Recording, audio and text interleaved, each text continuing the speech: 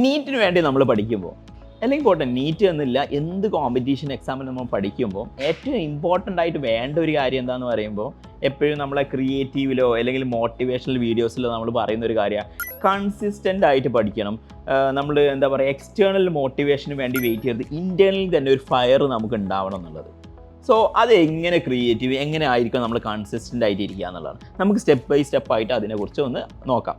So recently നമുക്ക് MDS NEET exam വരുന്നുണ്ട്, നമ്മൾ അതിനെക്കുറിച്ചാണ് പറഞ്ഞുകൊണ്ടിരിക്കുന്നത്.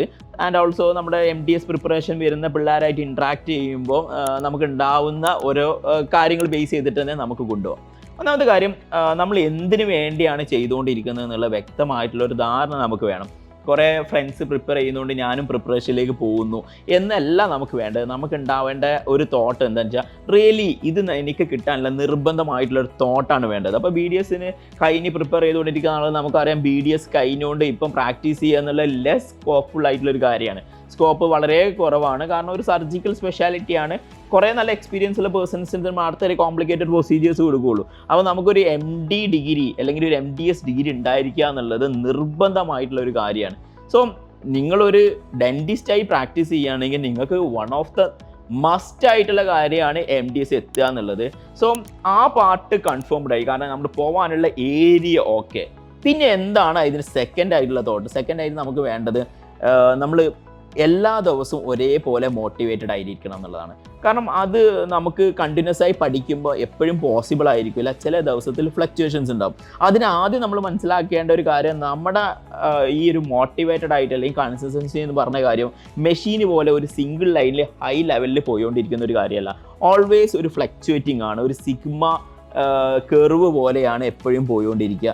ഒരു വേവ് പോലെ എപ്പോഴും ചിലപ്പോൾ ഒരു അപ്പ് ഉണ്ടാവും, ചിലപ്പോൾ ഒരു ഡൗൺ ഉണ്ടാവും. ഈ ഒരു up and downs properly manage ചെയ്യുക എന്നുള്ളതാണ് കൺസിസ്റ്റൻ്റ് ആയിട്ടിരിക്കുന്നതിൻ്റെ ഒരു കാര്യം. കാരണം അപ്പ് വരുന്ന സമയത്തേക്ക് അത് മാക്സിമം യൂട്ടിലൈസ് ചെയ്യുക, ഡൗൺ വരുന്ന സമയത്തേക്ക് നമുക്ക് എക്സ്റ്റേണലി വരുന്ന ഡിസ്ട്രാക്ഷൻസോ ബാക്കി കാര്യങ്ങളൊക്കെ അതിലേക്ക് കൊണ്ടുവരിക എന്നുള്ളതാണ്. ഈവൻ ഡൗൺ വരുന്ന സമയത്ത് കുറച്ചുകൂടി എളുപ്പമുള്ള അല്ലെങ്കിൽ ബുദ്ധിമുട്ട് വരാത്ത, മടുപ്പ് വരാത്ത, അല്ലെങ്കിൽ നമ്മൾ കുറച്ചുകൂടി മോട്ടിവേറ്റ് ആവുന്ന ടോപ്പിക്കോ സബ്ജക്റ്റുകളോ നോക്കുക എന്നുള്ളത്. അപ്പോൾ നമുക്ക് റിലേറ്റീവ്ലി അധികം ഫ്ലക്ച്വേഷൻ ഇല്ലാത്ത ഒരു സ്ട്രെയിറ്റ് ലൈൻ കിട്ടും എന്നുള്ളതാണ് അവിടെ ഉള്ളത്. അപ്പോൾ ഫ്ലക്ച്വേഷൻസ് ഇല്ലാണ്ട് ഓൾവേസ് കൺസിസ്റ്റൻ്റ് ആയി പഠിക്കുക എന്നുള്ളത് തിയറിറ്റിക്കൽ മാത്രമാണ്. നമുക്കത് പോസിബിൾ ആവണമെങ്കിൽ ഒരു സിഗ്മ ലൈൻ, ഒരു സൈൻ കർവ് പോലെ, സിഗ്മ ലൈൻ ഞാൻ പറഞ്ഞത് മാറിപ്പോയി തോന്നുന്നുണ്ട്, സൈൻ കർവ് പോകുന്നത് പോലെയാണ് നമ്മളത് കൊണ്ടുപോകേണ്ടത്. സോ സൈൻ കർവിൽ അപ്പ് ആൻഡ് ഡൗൺസ് നമുക്ക് പ്രോപ്പർലി കൺട്രോൾ ചെയ്ത് കൊണ്ടുപോകാൻ പറ്റും എന്നുള്ളതാണ്. നെക്സ്റ്റ് തോട്ട് നമ്മൾ കൊണ്ടുവരേണ്ടത്, ഓൾവേസ് പഠിക്കാൻ വേണ്ടിയുള്ള ഒരു ഉപകരണമല്ല നമ്മൾ എന്ത് ചെയ്യുക, നമുക്ക് ഫുഡ് കഴിക്കുക, പുറത്ത് പോവുക, എൻജോയ് ചെയ്യുക, ഓൾവേസ് ഒരു എൻ്റർടൈൻമെൻ്റ് ഒക്കെ വേണ്ട കാര്യങ്ങളാണ്. സോ ആ ഒരു എൻ്റർടൈൻമെൻ്റ് ഒന്നും ഇല്ലാണ്ടാണ് നമ്മൾ പഠിക്കാനിരിക്കുന്നത്. അപ്പോൾ അതിൽ രണ്ട് കാര്യങ്ങളുണ്ട്. ഒന്നാമത്തെ കാര്യം, നമ്മൾ കൂടുതൽ എൻ്റർടൈൻമെൻറ്റ്സ് വരുന്ന കാര്യങ്ങളൊന്നും അതിൽ ഉൾക്കൊള്ളിക്കാണ്ടിരിക്കുക. കാരണം എൻ്റർടൈൻമെൻറ്റ് ഉണ്ടാവുന്ന സമയത്ത് നമുക്ക് കിട്ടുന്ന ഓരോ കിക്ക് ഉണ്ട്. ജസ്റ്റ് ലൈക്ക് ഇൻസ്റ്റാഗ്രാമിലെ റീൽ കാണുമ്പോൾ, അല്ലെങ്കിൽ യൂട്യൂബിലെ സീരീസോ കോമഡിയോ കാണുമ്പോൾ, അല്ലെങ്കിൽ ഫ്രണ്ട്സിൻ്റെ കൂടെ കണ്ടിന്യൂസ്ലി ഹാങ് ഔട്ട് ചെയ്ത് പോകുന്ന, അപ്പോൾ ഇങ്ങനത്തെ പോലത്തെ കാര്യങ്ങളൊക്കെ നമ്മൾ അതിൽ നിന്ന് മാറി നിൽക്കുന്നുണ്ട്. ചെറിയ ചെറിയ സന്തോഷങ്ങൾ മാത്രം കണ്ടെത്താൻ നോക്കുക. കാരണം കൂടുതലുള്ള സന്തോഷമുള്ള കാര്യങ്ങളോ ചില അഡിക്ഷൻസിലേക്കൊക്കെ മൂവ് ചെയ്യുന്ന സമയത്ത് പഠനത്തിൽ നിന്ന് കിട്ടുന്ന പ്ലഷർ നമുക്ക് എൻജോയ് ചെയ്യാൻ പറ്റില്ല എന്നുള്ളതാണ്. സോ അതൊരു പെർട്ടിക്കുലർ പീരീഡ് എടുക്കും. നമുക്ക് ഈ പറഞ്ഞിരിക്കുന്ന എൻജോയ്മെൻ്റ് ഒക്കെ നമ്മൾ ഇല്ലാണ്ട് നമ്മൾ ഇരിക്കുന്ന സമയത്ത് ഒരു പെർട്ടിക്കുലർ പീരീഡ് കഴിഞ്ഞിട്ട് മാത്രമാണ് നമ്മൾ പഠനം, അത് കഴിഞ്ഞിട്ട് അതിലേക്ക് കിട്ടുന്ന മാർക്കും നമുക്ക് എൻജോയ് ചെയ്യാൻ പറ്റുള്ളൂ. സോ നമുക്കുണ്ടാവുന്ന എക്സ്ട്രാ എൻ്റർടൈൻസ് ഒക്കെ നമ്മളൊന്ന് മാറ്റി വെക്കുക. ഒരു പെർട്ടിക്കുലർ പീരീഡ് കഴിഞ്ഞാൽ അത് നമുക്ക് ഓക്കെ ആയിരിക്കും. കുറച്ച് സമയത്ത് ഒരു ഡി അഡിക്ഷൻ പോലെ നമുക്ക് ഫീൽ ചെയ്യും. നേരത്തെ പറഞ്ഞതുപോലെ ഹാങ് ഔട്ട്സ് ഒക്കെ ചെയ്തിട്ടില്ല എന്നുണ്ടെങ്കിൽ നമുക്ക് ചെറിയതായിട്ട് വിഷമം ഫീൽ ചെയ്യും. അത് പിന്നെ നമുക്ക് യൂസർ ആയിരിക്കും. ആൻഡ് സെക്കൻഡ് തിങ്, നമ്മൾ പഠനത്തിൽ തന്നെ രസം കാണാൻ ട്രൈ ചെയ്യുക എന്നുള്ളതാണ്. പഠനത്തിലുണ്ടാവുന്ന ചെറിയ മാർക്ക് ഫ്ലക്ച്വേഷൻസ്, അല്ലെങ്കിൽ നമ്മൾ ടാർഗറ്റ് ചെയ്ത മാർക്കിനായി കൂടുതൽ മാർക്ക് അവൈലബിൾ ആകുമ്പോൾ, ചാപ്റ്റേഴ്സ് കഴിയുമ്പോൾ അതിലൊരു റിവാർഡ് പോലെ നമ്മൾക്ക് നമ്മൾ തന്നെ റിവാർഡ് കൊടുക്കുന്നത് പോലെ കാണാം. ആൻഡ് ഏറ്റവും ഇമ്പോർട്ടൻ്റ് ആയിട്ടുള്ള കാര്യം, ഇതിനെക്കുറിച്ചൊക്കെ പോസിറ്റീവ്ലി സംസാരിക്കുന്ന ഫ്രണ്ട്സിനെയും മെൻറ്റേഴ്സിനെയും അറൗണ്ട് ആയിട്ട് കീപ്പ് ചെയ്യുക.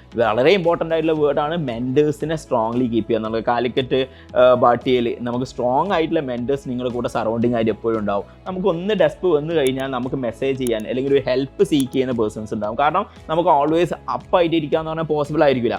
അപ്പോൾ നമുക്ക് പോസിറ്റീവ്ലി സംസാരിച്ചുകൊണ്ടിരിക്കുന്ന ഫ്രണ്ട്സ് ആൻഡ് മെൻറ്റേഴ്സിനെ സറൗണ്ടിങ്ങിൽ കീപ്പ് ചെയ്യുക. അപ്പോൾ നമ്മൾ ആൾവേസ് പോസിറ്റീവ് ആവും. ആൻഡ് നെഗറ്റീവ്ലി സംസാരിക്കുന്നത് അത്ര തന്നെ ഇമ്പോർട്ടൻ്റ് ആണ്.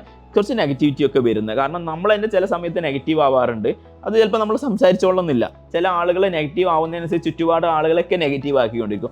അങ്ങനെയൊക്കെ ഉള്ള ആളുകളെ നമ്മൾ പറയില്ലേ നൈസായിട്ട് അവോയ്ഡ് ചെയ്യുക. അവരെ കംപ്ലീറ്റ്ലി റിപ്പൽ ചെയ്യുക എന്നുള്ളതല്ല, അവരുടെ അടുത്ത് നിന്ന് ഒരു ഡിസ്റ്റൻസ് കീപ്പ് ചെയ്യുക. ചിലപ്പോൾ നമ്മൾ ക്ലോസ് ഫ്രണ്ട് ആയിരിക്കും, ഈ എക്സാം കഴിഞ്ഞിട്ട് വീണ്ടും നമുക്ക് ക്ലോസ് ആകാൻ പറ്റും. പക്ഷേ എക്സാമിൻ്റെ സമയത്തേക്ക് ഇതേപോലെയുള്ള നെഗറ്റിവിറ്റി ഒക്കെ നമ്മൾ മാറ്റി വെച്ചിരിക്കുക എന്നുള്ളതാണ്. സോ ഈ പറഞ്ഞ 4-5 കാര്യങ്ങൾ ഫോളോ ചെയ്ത് കഴിഞ്ഞാൽ നിങ്ങൾക്ക് കൺസിസ്റ്റൻ്റ് ആവാൻ പറ്റും.